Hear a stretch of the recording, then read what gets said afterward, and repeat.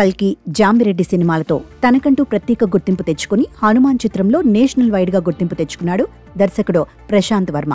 హనుమాన్ చిత్రంతో ప్రశాంత్ వర్మ యూనివర్స్ ను క్రియేట్ చేసి దానిలో వరుస సినిమాలకు శ్రీకారం చుట్టాడు. ఇప్పటికే ఈ యూనివర్స్ లో భాగంగా పలు క్రేజీ ప్రాజెక్ట్స్ ను అనౌన్స్ చేసి అందరికీ షాక్ ఇచ్చాడు. కానీ ఇన్ని క్రేజీ ప్రాజెక్ట్స్ తో బిజీగా ఉంటాడు అనుకుంటే ప్రశాంత్ ఇప్పుడు మౌనంగా ఉన్నాడు. అయితే హనుమాన్ చిత్రం రిలీజ్ అయి ఏడాది కావస్తున్నా కూడా ఇప్పటి వరకు అతడు ఏ ప్రాజెక్ట్ ను డైరెక్ట్ చేయబోతున్నాడనేది మాత్రం తెలియలేదు. రిషబ్ శెట్టితో జై హనుమాన్ చిత్రాన్ని ప్రారంభించినా కూడా అది మధ్యలోనే ఆగిపోయింది. ప్రస్తుతం రిషబ్ శెట్టి కాంతారా ప్రీక్వెల్ తో బిజీగా ఉండటంతో రిషబ్ శెట్టి వచ్చే వరకు ఆ ప్రాజెక్ట్ ను ఆపేయాల్సి వస్తుంది.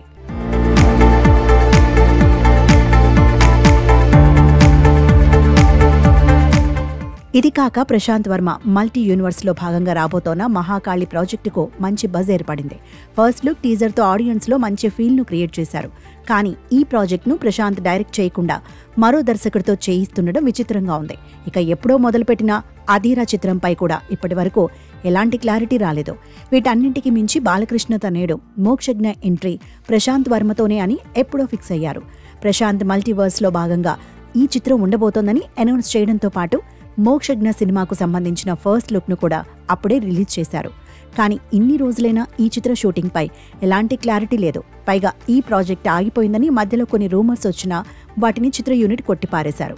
మరి ఇన్ని క్రేజీ ప్రాజెక్ట్స్ ను లైన్ లో పెట్టుకున్న ప్రశాంత్ వర్మ ప్రస్తుతం కాచిగూడలో తన సొంత ఆఫీస్ ను తీర్చిదిద్దే పనులతో బిజీగా ఉన్నాడు. హాలీవుడ్ స్థాయిలో ఈ ఆఫీస్ ఉండబోతోందట. మరి ఇన్ని ప్రాజెక్ట్స్ ను లైన్ లో పెట్టుకుని ఇలా ఆఫీస్ మీద ఎక్కువ కాన్సంట్రేషన్ ఎలా పెట్టాడో తెలియట్లేదు. అయితే రీసెంట్ గా ప్రశాంత్ వర్మ కథ అందించిన దేవకీనందన వాసుదేవ చిత్రం ఫ్లాప్ అవ్వడంతో ప్రశాంత్ కొద్దిగా డైలమాలో పడ్డాడు అనే టాక్ బలంగా వినిపిస్తుంది. దీనికోసమే తన యూనివర్స్ లో భాగంగా వచ్చే చిత్రాల విషయంలో ఈ దర్శకుడు ఆచితూచి వ్యవహరిస్తున్నాడట. మరి ఈ కొత్త చిత్రాలు ఎప్పుడు సెట్స్ పైకి వెళ్లనున్నాయనేది ఆ దర్శకుడికే తెలియాలి.